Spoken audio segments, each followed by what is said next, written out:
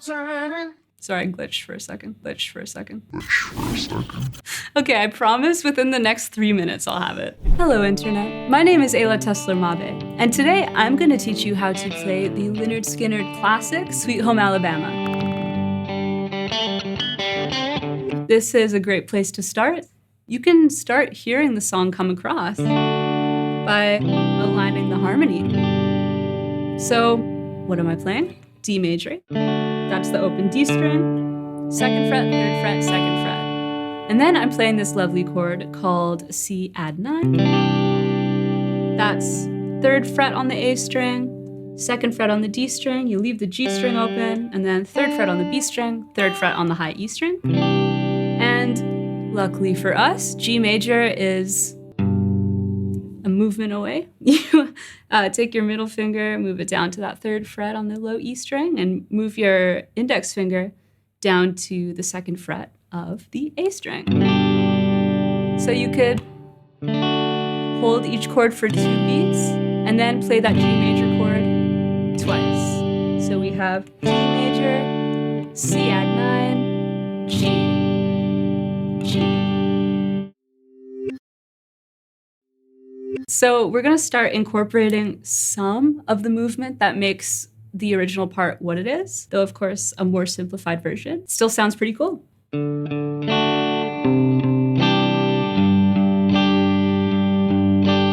Whatever your fretting hand is, stays the same as the previous level, but what's changing is how we're breaking apart the chord. Instead of simply strumming everything, you play the root note of each chord twice, and then strum the whole chord.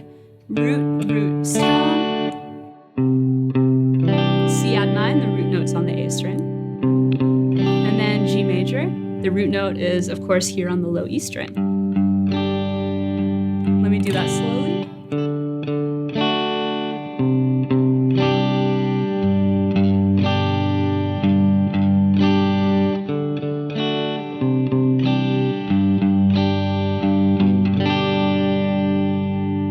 And that's level 2.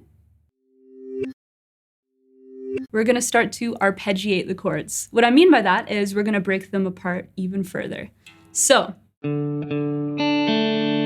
the D chord, you're going to play, just like in the previous level, the root note twice, and then B string, G string. With the C add 9, you're going to play the root note twice, and then again, play B string, G string. And then, for the G major chord, you can do what we did in the previous level. Root, root, strum, root, root, strum. But we are arpeggiating the first 2 chords. So if you put that all together, this is what it sounds like.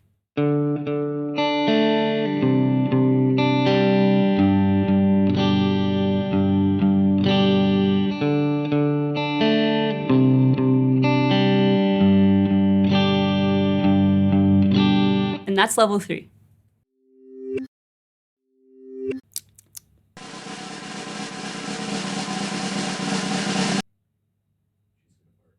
No. We're gonna start adding the subtleties and the finesse that, make this guitar part sound polished and like the original. So this is what it could sound like.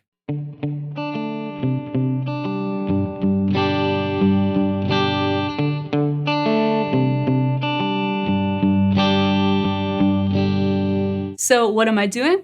Well, what I'm doing with my fretting hand is exactly the same as the last level. And as far as the strings I'm actually picking go, it's the same as the last level as well. The difference here is that I'm palm muting. So I'm laying my palm across the strings. So instead of getting this sound with no palm muting, we're getting a sound that's a lot more choked and cool sounding. So you could start by palm muting just the roots of each chord.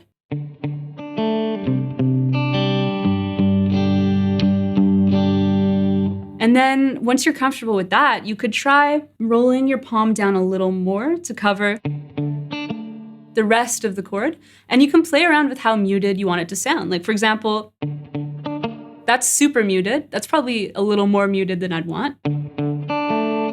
I think the way I hear it in the original is, again, the root notes are very palm muted, And the rest of the chords, or the rest of the strings that you're playing in each chord, are slightly muted, but certainly not to the same degree. So you could look for this kind of sound.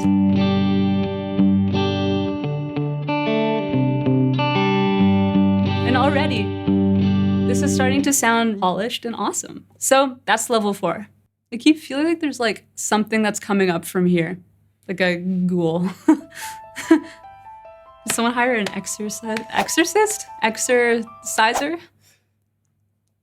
Priest. Turn it up. Here's another detail we can add.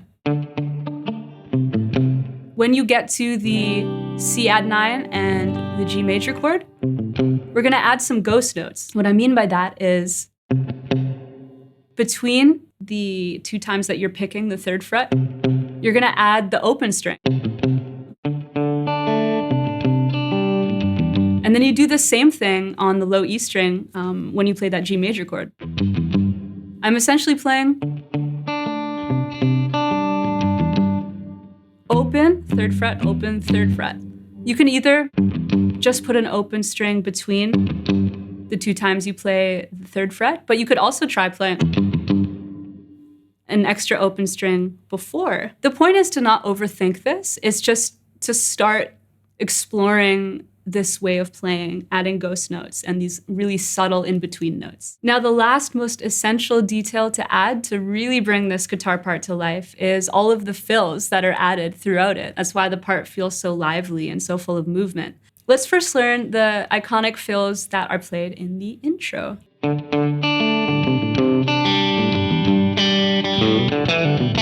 First thing to note, when you get to that G chord, you actually aren't gonna strum the whole thing if you want it to sound just like the original. You're just playing that G string open twice.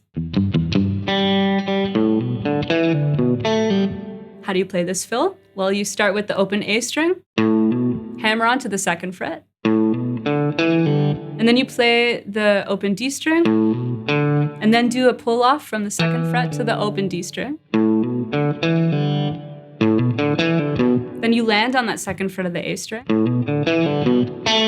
Now you're gonna do a pull off from the 2nd fret of the G string to the open G string. So again, in context, slowly we have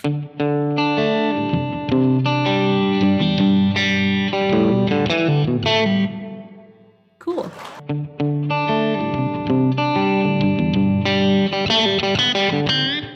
So how do you play that? Again, once you get to the G chord, you just play the open G string twice. And then you're gonna play the G string open, and then pull off from the 2nd fret to the open G string. And then you're gonna pick that G string again. And then you're gonna move up to the 4th fret.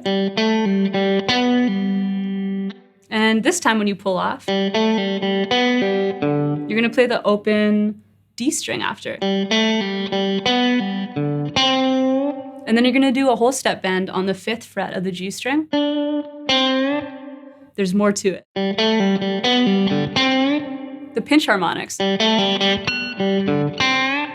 So the strongest pinch harmonic that comes through here is on that 4th fret. And then you could do a pinch harmonic on that 5th fret of the G string, though it certainly doesn't need to be as extreme as the previous one. But it's cool if a little pinch harmonic does come through there. So once you get that down, the intro comes back to the first fill. And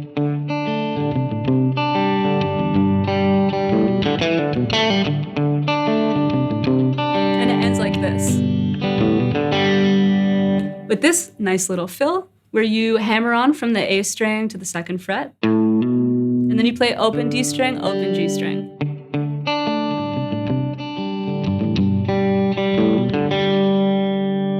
And then the verse starts. So now let's learn the fill that is used throughout pretty much all of the verses of the song. You could first hear it at 20 seconds.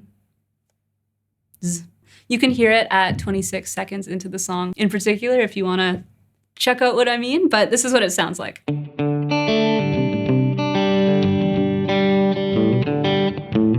So how do you play that? It's actually quite similar to the previous fill in the sense that it starts with a hammer-on from the open A string to the 2nd fret, open D string, open G string, and then the next note, it essentially sounds like it's the open D, but it's pretty subtle, so you could almost treat it as a ghost note, where it comes through really quietly or sort of muted. But you really want to hear the last part come through where you hammer on again from the A string to the 2nd fret. Now here's another really nice fill that happens at around 51 seconds into the song, leading into verse 2. And then it leads back into the progression. It's, again, quite similar to the previous fills. You start with the open A string, and then you play open D, open G, but this time you play that open G string twice. And then land on the 3rd fret of the low E string. And then you hammer on from the open A to the 2nd fret, and then end on the open D string. And again, that's leading into verse 2. Now this next fill is a really great one that always leads into the chorus. Sounds like this. Hammer on from the open A to the 2nd fret, open D, open G, and then you're gonna do a pull off from the 2nd fret of the D string to the open D string. And then you're gonna hammer on from the open A to the 2nd fret. And then we're into the chorus. So the last fill happens at around a minute 44 seconds into the song. These are the arpeggiated chord changes that align with, the very controversial Governor lyrics that you hear in the song. And what I love most about this moment in the song is that you can really hear the backing vocals come through, and they're so beautiful. And a fun fact that some people might not know, Mary Clayton was a backing singer on this song, and she is actually the woman who sang opposite to Mick Jagger in Gimme Shelter. That iconic moment, the iconic voice break. And she chose to take the offer to sing on this song alongside Clyde King as an act of protest, which I think is pretty cool. So, how do you play this fill? And what does it even sound like? Let me play it for you.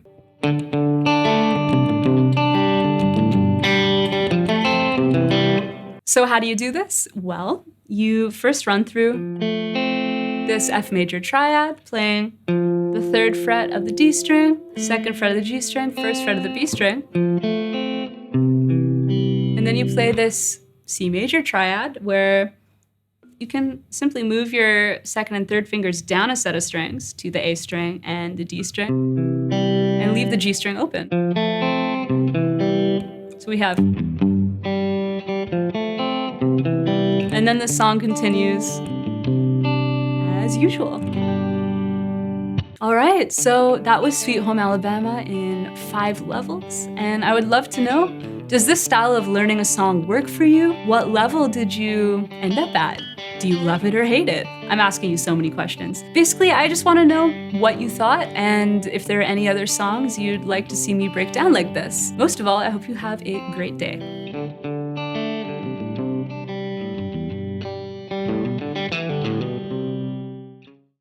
I miss Alabama once again, and I think it's a sin.